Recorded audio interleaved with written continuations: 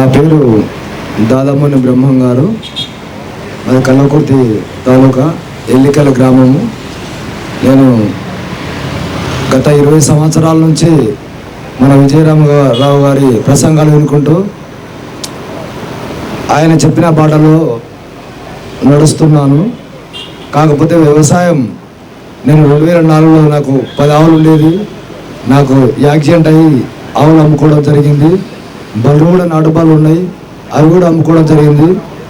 కాకపోతే ఎరువులు మందులు వేయకుండా నేను సొంతంగానే 1 ఎకరా పంట వేస్తే 30,000 రూపాయల ఖర్చు అవుతుంది.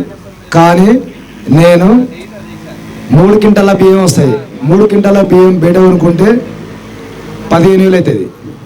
మా భార్య మా పిల్లలు అందరూ వేస్తానే అంటారు నన్ను. కానీ నేను ఎవరి మాట అయినాను. ఈ ఎరువే కొడతా, మందులు కొట్టను, ఏం పిచ్చికడి చేయను. పిట్టెలు తిన్నాను ఇడిచిపెడతా, పందులు తిన్నా ఇడిచిపెడతా, మిగిలిందాన్ని నేను తీసుకుంటా. అట్లా నేను వ్యవసాయం చేసుకుంటూ వస్తున్నా. మందులు అసలే వేయను. వేరే పొలంలో మందులు కొడితే నా పొలం మీదకి రాకుండా కట్టలు వేసుకుంటా. ప్రతి సంవత్సరం కలుపు కోసానికి ఇంతకుముందుకు ఒక రైతు చెప్పిండు, పొలంలో కలుపు దేనికి 600 రూపాయలు అడుగుతున్నారంట. నాది కూడా సేమ్ అదే పరిస్థితి ఏర్పడ్డది. నేను మక్కలు వేస్తే మందు కొట్టలేదు. మందు కొడితే 2,000 రూపాయలు అయిపోయింది. నేను 20,000 రూపాయలు పెట్టి పండించిన పంట. దాన్ని ఏమంటారంటే ఇతర రైతులు మొత్తం నువ్వు పండిస్తే నువ్వు తింటుండవా, అది ఎవరికే పోతుంది అంటారు. అంటే చూడండి, మనం పండించిన పంట దేశానికి పోతుంది, దేశంలోనూ పౌరులు తింటున్నారు. ఆ విషయాన్ని ప్రతి ఒక్కరు గ్రహించాలి. ఆ విషయాన్ని నిశ్చితంగా గ్రహించి చెప్పేది ఈ మాతగారు విజయరామరావు గారు చెప్తున్నారు, పాలేకర్ గారు. అందుగురించే ఈ దేశానికి నీవేం చేయకున్నా అని మంచి ఆహారాన్ని ఇవ్వాలని కృతనిశ్చయంతో మన విజయరామరావు గారు ఈ దీక్ష చేస్తున్నందుకు నేను ఫస్ట్ నుంచి ప్రతిరోజు అటెండ్ అవుదాం అనుకున్నా. కానీ నిన్న నైట్ వచ్చరికనే పెళ్ళిళ్ళ కారణంగా రాలేకపోయినాం. ఈరోజు రావడం జరిగింది. అయితే గోమాత గురించి నిజంగా ఇంత గొప్పగా, ఇంత విశిష్టగా మన పూర్వీకులు ఎంతో మనకు ఆ సంపదను ఇచ్చిపోయినారు. అది మొత్తం అంతరించిపోతుంది.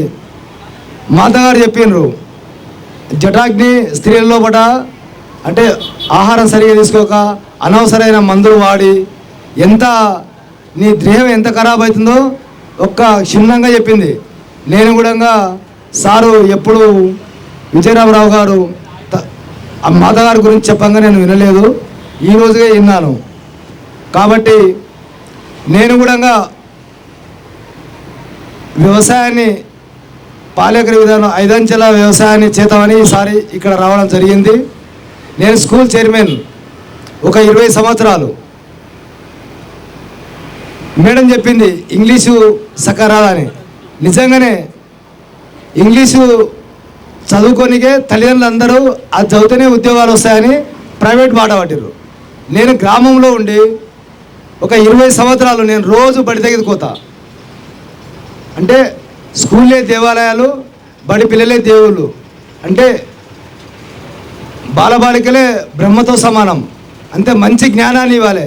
కానీ అంతా మాతగారు చెప్పినట్టు అంతా కల్చర్ వేరే జ్ఞానాన్ని ఇస్తుంది. తల్లిదండ్రులే ఇప్పుడు పిల్లలకు తప్పుతో పట్టిస్తున్నారు. విజయరామరావు గారు చెప్పారు, మీరు కాదు రావాల్సింది మీ పిల్లల దగ్గర రావాలని చెప్తున్నారు. ఎస్, అది కరెక్టు. ఎందుకంటే మన భావితరాలు రేపు నాశనం అయిపోతాయి. మనం చూస్తుంటేనే ఏముండదు, వాళ్ళకి ఆరోగ్యమే ఉండదు, అసలు జ్ఞానమే లేదు. జ్ఞానం అంతా నిజంగా ఈ సాధువుల దగ్గర, సన్యాసుల దగ్గర ఉన్నది. వాళ్ళ దగ్గరతోటి మనం సాంగత్యమే చేయడం లేదు. అసలు వాళ్ళంటే వాళ్ళు ఏంది అన్నట్టుగా చూస్తున్నాం. కానీ అసలు గురువులు వాళ్ళే. మన ప్రపంచానికి జ్ఞానాన్ని ఇచ్చింది కూడా వాళ్ళే. ఇప్పుడు వాళ్ళని దూరం పెట్టి మనం ఈ వ్యవసాయ పొగడలు, కొత్త వంగడాలని, ఎక్కువ పంట వస్తుందని దాంటెమ్మడి పోయి అన్ని ఆరోగ్య సమస్యలు ఎక్కువైనాయి. మా భార్యకు కూడా షుగర్ వచ్చింది, చెప్తే వినదు. ఎవరైనా అంతే. మా పిల్లలు కూడా బీటెక్ అంత చదువుతారు. సార్ అంటారు బీటెక్ అని. నాకు 2 బిడ్డలు, ఇంకా నేను పెళ్ళిళ్ళు ఏం చేయలేదు. సార్కి అప్పగిస్తా. నిజంగా కూడా మంచి జ్ఞానాన్ని ఇచ్చి ఉద్యోగం, మనకు కావాల్సింది పైసలు కాదు, మంచి ఆరోగ్యం కావాలి. ఆరోగ్యమే మహాభాగ్యం ఉన్నారు పెద్దలు. ఎవరికి ఆరోగ్యం లేదు. మీరు ఏ స్కూల్ కాడికి పోయినా చూడండి, ఒక్క పిల్లవాడు ఒక అమ్మాయి యాక్టివ్గా లేదు అసలు. ఒక 4 గంటలు 5 గంటలు ఎండలు నిలబడితే డిహైడ్రేషన్ వస్తుంది అంటారు. నేను స్కూల్ కాడికి పోయినా ఒకనాడు, సారోళ్ళు అందరు పిల్లలందరూ నీడకు ప్రార్థన చేస్తున్నారు, ఎండకి ఏండమని చెప్పిన. ఎందుకు ఆ సారు పిల్లలు కింద పడుతున్నారు ఏమవుతుంది అంటే, మరి నీవిడ కింద పడి నీవిడ రాసుకొని నీ ఉద్యోగం చేసుకుంటుంటే ఈ పిల్లలు ఇట్లయితే మరి దేశ రక్షణ చేస్తాడు అడవులలో ఉండి, ఆ సైనికుడు ఎట్లా ఉంటున్నాడు, మరి వాళ్ళ ఇమ్యూనిటీ పవర్ ఎట్లుంది నీకెందుకు ఉండలేదు అంటే మన చదువు అంతా సంస్కారహీనంగా అవుతుంది. చూడండి ఒకసారి, ఇది మెయిన్ తలలు ఆలోచించాలి. దేవుని ఆలయం గర్భగుడి కాదు, మీ గర్భగుడే నిజంగా దేవాలయం. అక్కడ మంచిగా శిశువు ఎదగాలి. ఆ ఎదగవలసిన చోట మొత్తం వేస్ట్ పదార్థాలు తింటున్నారు. అందుకని ఈ నాటు ఆవును రక్షించుకునే బాధ్యత మనది. నేను దానికోసానికి నిస్వార్థంగా పనిచేయడానికి నేను విజయరామరావు గారి చెంతకు రావడం జరిగింది. ఇన్ని రోజులకు కంపల్సరీ నేను ప్రతినిత్యమైన ప్రసంగాలు వింటుంటా టీవీలో. కంపల్సరీ తూచ తప్పకుండా పాటిస్తా. నేను ఇంతవరకు షాంపూ వాడలే, ఆ కుగుడుకాయలే పెట్టుకుంటా.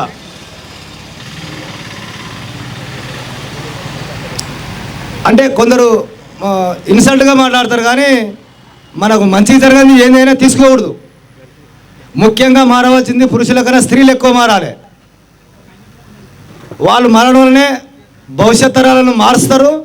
వాళ్ళకే పిల్లలతోటి ఎక్కువ అనుసంధానం ఉంటుంది, తల్లులకే ఉంటుంది, తల్లులకు అంత ఉండదు. కాబట్టి మన యొక్క ఈ గోమాతను రక్షించుకోకపోతే మన భావితరాలు ఉండరు, మనం కూడా ఉండవు. నిజంగా యుద్ధ ప్రాతిపదికన ఏ గవర్నమెంట్ అయినా ఎవరైనా అని విజయరామరావు రాజు గారు చెప్పినట్టుగా కంపల్సరీ ఊరూరున్న పాటించాలి. పాటించకపోతే ఆయనకు పోయేదేం లేదు, మన దేశ భవిష్యత్తే నాశనం అవుతుంది. ఆ విషయాన్ని అది కేంద్ర గవర్నమెంట్ కానీ, రాష్ట్ర గవర్నమెంట్ కానీ, సెంట్రల్ గవర్నమెంట్ కానీ ఎవరైనా అని వీళ్ళ సిఫారసుల్ని ప్రజలకు చెప్పి ప్రకృతి వ్యవసాయాన్ని చేసేందుకు సహకరించుటకు అందరూ సహకరించాలని కోరుకుంటున్నా. నేను నిజంగా ఎన్టీ రామారావు శిష్యుని. తెలుగుదేశం నేను చంద్రబాబు నాయుడు కన్నా రేవంత్ రెడ్డి గారి కన్నా ముందు రాజకీయాలు ఉన్నా, కానీ ఎక్కడ నిస్వార్థంగా ఉన్నా.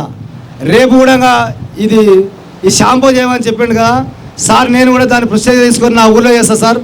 మీరు ఏమైనా సహకరించేమి ఉంటే, నాకు ఇప్పుడు ఆవులు లేవు తీసుకుంటా అని ఈ సభాముఖంగా మీ అందరికీ తెలియజేసుకుంటూ, నేను ఈ రోజు నుంచి నా కలగుర్తిలో నాటావును ఒక్క ఆవును కూడా అమ్మితే నేను కంపల్సరీ అక్కడ